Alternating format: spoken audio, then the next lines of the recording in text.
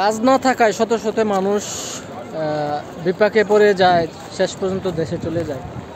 Portugal সহ ইউরোপের সকল দেশে বেকারের সংখ্যা রয়েছে। তো আমি যে সকল ভাই বেকার রয়েছেন তাদেরকে বলবো, কিছু কিছু ইউনিক বিজনেস আছে যে কাজ না থাকার পরেও আপনি কিন্তু থাকা খাওয়া মানে আপনার চলার মতো, আপনার পেট বাঁচিয়ে থাকার মতন পরিস্থিতি তৈরি করতে পারেন চেষ্টা করলেই। দেখেন, আমি বেরিয়ে পড়েছি ক্যামেরা নিয়ে। আমি কিন্তু আগে বেকার ছিলাম, প্রায় 6 মাস বেকার ছিলাম, কাজ না পেয়ে কিন্তু দিশেহারা। জানেন, ইউরোপে খরচ অনেক বেশি।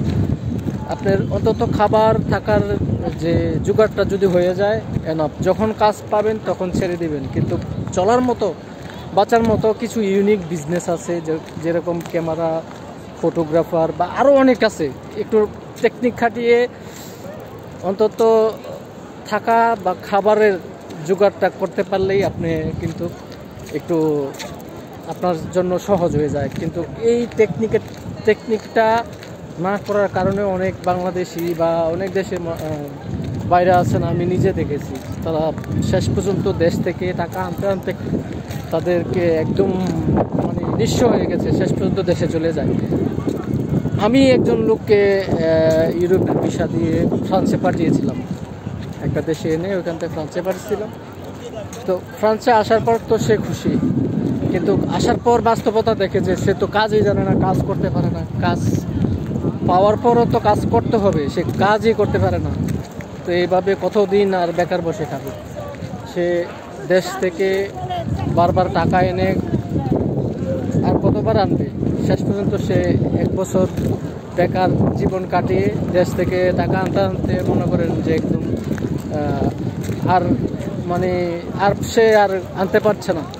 তো এইভাবে তো বসে বসে খেলে তো আর চলে না, বা আপনাদের লাইফ সুন্দর হবে না। তো শেষ পর্যন্ত কিন্তু তাকে দেশ ইউরোপ ত্যাগ করে দেশে চলে যেতে হয়। কারণ ওই তাদের যে মাথায় যে টেকনিকগুলা ইউজ, তাদের যে একটু টেকনিক খাটালেই কিন্তু তারা ইউরোপের মাটিতে টিকে যেতে পারে, বা অন্তত চলার মতো পরিস্থিতি তৈরি করতে পারে।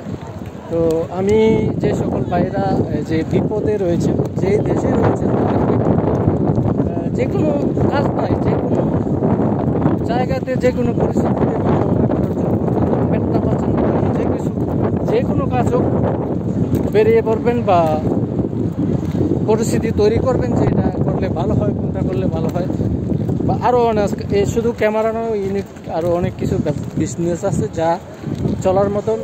এখানে তো ভাই শরম দিয়ে কোনো কাজ হবে না, শরম থাকলে হবে না। বিদেশের মাটিতে আপনাকে টাকা উপার্জন করতে হবে, কারণ আমরা হচ্ছে পুরুষ, আর আমাদেরকে কাজই করতে হবে, বসে বসে খেলে হবে না ভাই।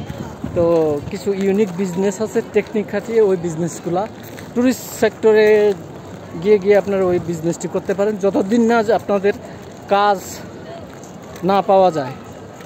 তো ধন্যবাদ সবাইকে, ভালো থাকবেন। পর্তুগাল থেকে আমি আবারও কথা হবে অন্য কোনো সাবজেক্ট নিয়ে, অন্য কোনো ভিডিও নিয়ে। ধন্যবাদ সবাইকে।